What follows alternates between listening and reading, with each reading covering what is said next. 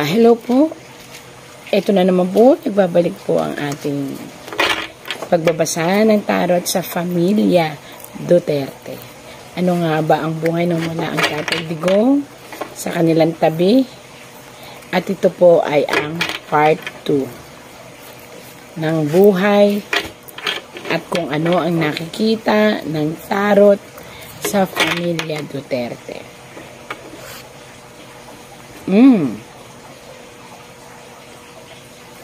Ito po ay isang babala sa ating anak na lalaki ng ating presidente o dating presidente na si Tatay Digong. Ito po ay babala. Sana po ay naririnig ng ating anak na lalaki at ito po ngayon ay nanalo bilang isang congressman ba? Si Sir Paulo, ayan. Ito po ay dapat nyo pong mapakinggan. Isang trahedya na pangkalikasan ang darating. Hindi lang po ito para sa inyo, pati na rin po sa buong mundo. Muling mabubuksan ang COVID. So, kinakailangan ngayon pa lang po ay maghanda na po. Kasi, sa pamumuno nyo po, dito nyo maipakikita ngayon ang paghahanda. Lumabas po kasi dito ang isang, nagre-reflect lang po, pero ayan po, ayan po. Ayan yung dalawa, yung itim at yung puti. Ang ibig sabihin po niyan, ano ang mangyayari sa panahon ng pamumuno ng isang congressman sa kanyang nasasakupan. At dahil napag-usapan po na kayo ay anak ng dating presidente na Duterte, kasama po kayo dito sa pagtarot, inyo pong pakapaghandaan, hindi lang po ng ating, para po ito sa lahat lumabas lang po ito sa ating congressman na si Sir Paulo. Paghandaan po ang muling pagbabalik ng COVID. So, lalaganap muli ang COVID. Kailangan po mag-isip na po kaagad kayo. Yun po yung daw dadanasin ninyo kapag kayo po ay nakaupo na. So, ibig sabihin, kung dadanasin ninyo, tsak dadanasin din ng iba. Pag-isipan agad ang mga proyekto para sa kalusugan. Pag-ingatin agad dahil isang bakterya muli ang mabubuhay na ito ay COVID, subalit mas matindi kaysa sa COVID. At magkakaroon din ng paglilinis, malilinis ang mismong Davao lalo, pati na rin po ang inyong kinauupuan, hindi lang po ang Davao, pati na rin siguro ang buong kongresista. At ang itim naman po, ito pa po ito po yung puti ay paglilinis. Tapos yung itim naman po, yun nga yung magkakaroon ng sa time ninyo, biglang lalabas na naman at susulpot naman ang COVID. So, pag-isipan na agad po yan para makita nila na wow, okay talaga ang pamilya. Handa sa lahat ng mga ganitong sitwasyon. At mag-ingat po, mag-ingat dito sa isang hindi pa rin matanggal-tanggal na taong nagagalit. Hindi ko alam kung sino ba yan. Isang tao na babae po ito. Ayan. Na hanggang ngayon ay hindi pa rin matanggap ang pagkapanalo po ng Duterte. Hindi ko alam. Babae po yan. Ilan yan? Ilang babae yan? 4 na babae. Ito po ay katuwaan lang tarot. Wala akong minimension na name, hindi ko alam kung sino sila. Pero ang figure po nila ay sila ay mga naghain ng mga, at sila din ay isa sa mga dahilan kung bakit ang Tatay Digong ng bayan ay nakakulong ngayon sa ICC. So, 4 na babae po yan. Yun po yung nakita. Bakit 4? Yung isa po kasi is nakaupo rin sila pero hindi sila nabibilang sa nagsasalita na nagsasalita. Yung isa naman, super spokes, salita ng salita. Yung isa naman is, yun po ang mga kategorya po. Yung isa naman is, malapit sa pinakahari. So, malapit sa presidente or what. Yun. Yung isa is, para siyang abugasya. Hindi ko alam kung abogado, abugasya, or ano. Yun po ang mga katangian. So, mag-ingat na lang po. Mag-ingat. Mag-ingat din sa bawat galaw para hindi masira ang reputasyon ng inyong tatay. Ayan. Ato. Ang akin po ipapakita sa inyo ay isang babae na may dalang espada. So, espada. Ano ba yung espada? Panlaban. So, ito po ay isang parte. Maaaring ito po kay Ma'am Sara Duterte. May isang tao na makikipag-usap kay Ma'am Sara Duterte para sa peace and order daw o peacemaking or pakikipag-ugnayan upang makipagkasundo. Pero sabi nga po dito, the damage has been done. So, desisyon nyo na po yan ng pamilya ninyo, pero para po sa akin, lumalabas po dito na ang sambayanan mismo po ang tututol. Kasi gusto nila ng abrupt na pagbabago. Kung maaalala nyo again po dun sa last episode ng tarot ko noon, na sana, nananawagan pa ako nun sa gobyerno, na sana mapag-isipan lahat ng mga sinasagawa nila na movement para atakihin ang mga Duterte kasi it will cost them into the losing point. Panoorin niyo po yung aking mga vlog before and ang mga YouTube ko. Nandun po lahat pati sa gobyerno natin na ngayon po ay nangyayari. So ngayon naman po, ulit-ulit, lumabas na naman po sa pamilya ng Duterte na kinakailangang hintuan na ang anumang negatibong ibabato sa pamilya Duterte. Alam niyo po ba kung bakit? Kasi po, again and again, taong bayan ang makakalaban. So, pag-isipang mabuti po.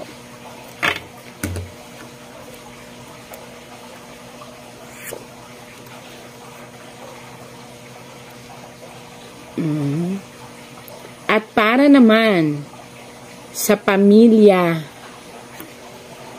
ito po, pamilya, ibig sabihin nito, ito ay maaring sa asawa, kay Hanilet, kay Ma'am Hanilet, or doon sa kay Ma'am na isa. Medyo tarot po ito dalawa po ito. Since lahat naman po ay nagkakasundo at open book naman po ang buhay nila, maganda po. Lalong nagkakaroon po ng matibay na pagtutulungan. At sinubok po kayo ng panahon. So, tatayo talaga kayo. At wag ho kayong mag-alala. May mga taong sobra ang loyalty na ipinapakita sa inyo at pagmamahal. Yun lang ang hiling po ng tarot. Ang ibig sabihin po nito, huwag kayong magbago. Yun po ang sabi. Kaya maging mahinahon, kaya po mayroong infinity, maging mahinahon, maging impluwensya kayo ng kabutihan, at magpakatatag. At lalong ipakita sa buong mundo na hindi nagkamali ang buong mundo ng pagmamahal sa pamilyang Duterte. Nag-isa lang po ako dito nagtatarot. Medyo nagtatakot gabi na. Ayan. Naku. Ito po ay pusong sugatan. Hindi natin masisisi ang pamilya Duterte na nasaktan sa lahat ng ginawa ng sino man. Wala po akong sinasabi kung sino man yung kasi hindi ko rin naman nagbabasa lang ako ng tarot. Pero maniwala po kahit sa hindi, destiny or universe ang magsasabi na muling babangon ang Duterte na may kasamang prinsipyo at pagmamahal ng taong bayan. So, magkakaroon po ng suportang pangkalahatan ang buong mamamayan para sa mga tao na nanakit sa pamilya ng Duterte. Ayan po. This is a curse. Ito ay isang sumpa. Ito ay sumpa na makararanas ang lahat ng mga tao na nanakit sa pamilya ng Duterte sa puso. Ibig sabihin sa puso, marahil ito yung pagkakulong ng tatay nila. Siyempre, nagdamdam.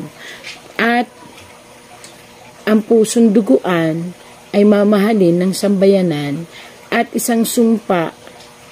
Parang naging sumpa ito o naging curse kasi na ang lahat ng sumaling o nanakit sa damdamin, ito po'y totoo, paniwalaan niyo po ako kasi nangingilabot nga ako ngayon. Buhay po ang tarot ko at sinasabi po niya ang totoo. Lahat po ng nanakit, naging dahilan kung ba't nakulong ang Tatay Digong ng bayan at kung ano man ang kalalabasan, sana po wag nyo nang ituloy. I-stop nyo na po yung impeachment. I-stop nyo na po ang kahit ano. Kasi po, ito po isang sumpang babalik. At ang pagbabalik nito ay masakit. Bakit masakit? May mga nakatusok po. Ayun, may mga nakatusok na espada. Ang ibig sabihin po nito, ang kapalit ay ang dignidad. Ang kapalit ay ang pagkawala ng tiwala ng mga tao. At ang kapalit ay ang pagkatalo. So, kung ayaw nyo maranasan yung sumpang iyon, ay, ito po yun, hindi ako nagsisinungaling po, ayan, kahit po kayo, kahit hindi marunong magbasa, malalaman yan, ay ihinto na ang dapat ihinto. Na, pagbatikos, pagdidiin, kasi lumalabas po kasi dito, mayroong ang pamilya Duterte o ang pamilya ni Tatay Digong ay may something, may spiritual na nag-guide sa kanila mula sa universe. Ayan po. Siguro maybe ito ay plantasyon ng pagkatao ng isang Digong. Or may ginawa siya na talagang kahit sabihin pa natin na ganun yun kapag may ginawa ka na para sa kabutihan ng ng mga tao, para kahit ito ay masakit, pero maganda ang intention mo, may savior, parang ganun. Yun na po. At sa isang baste, marami po ang hindi, medyo, ito masakit mang pakinggan, Sir Baste, kung naririnig niyo po ito, marami ang nabibigla kung kaya nyo. Ito'y isang hamon sa pagkatao nyo. Ayan po. Kaya po nakataas ang inyong kamay, kaya po meron kayong espada, pero nakabaliktad kayo. Ipapaliwanag ko po. At kung bakit po, kung mapapansin ninyo, ang inyong upuan ay mataas kaysa sa lupa. Ang ibig sabihin po nito, ito ay hamon sa iyong pagkatao. So, ibig sabihin po nito, kung mainitin ang ulo, kung biglain, kailangan lalo ng maging mahinahon, pag-aralang mabuti. Ito ay hamon sa iyo. Kasi ang ibig sabihin na nakataas sa lupa, ang tingin sa inyo ng mga tao ay isang anak na parang hindi kayang sumunod. Nagpapakatotoo lang ho ako binabasa ko yung sabi ng tarot. Isang anak na hindi kayang sumunod sa kung anong inumpisahan ng ama. At isang anak na may pagkamatigas ang ulo o suwail. Yan po ang tingin ng tao. Kaya po ganun. Pero yun po ang tingin ng iba. Pero nakita ko po rito na hindi. Kayo po ay magpapatunay ng isang anak na kung ano ang puno, kaya ring maging matamis na bunga. Tandaan niyo po yan. Kaya sa mga tao pong nagluklok kay Sir Baste, mukhang tama po kayo. Magiging mabuti siyang leader. Ayan po. iaangat niya ng higit pa sa nagawa ng Ama. At hopefully po, mangyari yun para lalong kuminang ang inyong buhay sa mahal ng mga tao.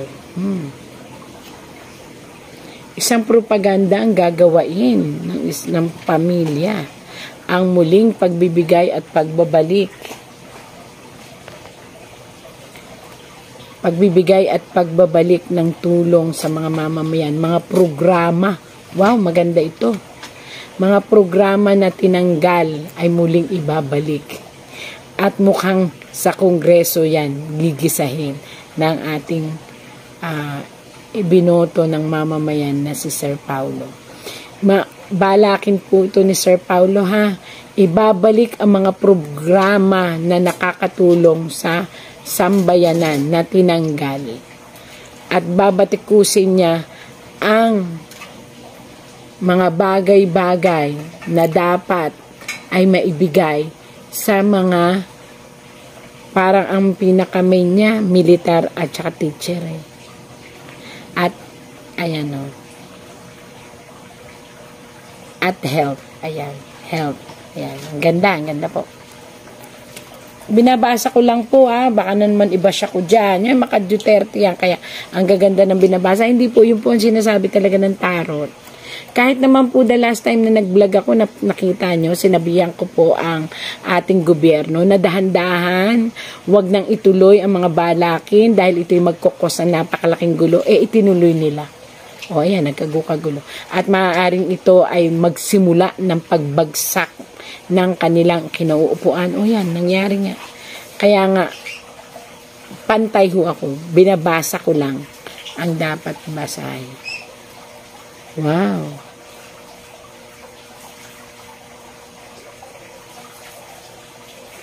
Winning point po, darating po na makukuha ng buong Duterte ang hustisya. Nagawa rin ito ng sanlibutan. Ibig sabihin po, ang mga tao po ay lalong magmamahal sa inyo. Tapos, makukuha yung dapat makuha. Kaya, medyo ang gusto niyo lang naman po is mabalik ang reputasyon at pangalan at hustisya at maibangon ulit ang inumpisahan ng inyong Ama. Kaya magagawa po. Yan po. Yan po ang kinalabasan. Maraming salamat po. Tinatapos ko na po ang tarot sa family. Yung iba po kasi masyado ng personal, sa kanila na lang po yun. So, again po, it's just a entertainment use. Sana po walang magalit sa akin. Nagbabasa lang po ako. Wala po, ayan po, nakita nyo na po yung tarot. Wala po itong edit or something. Salamat po.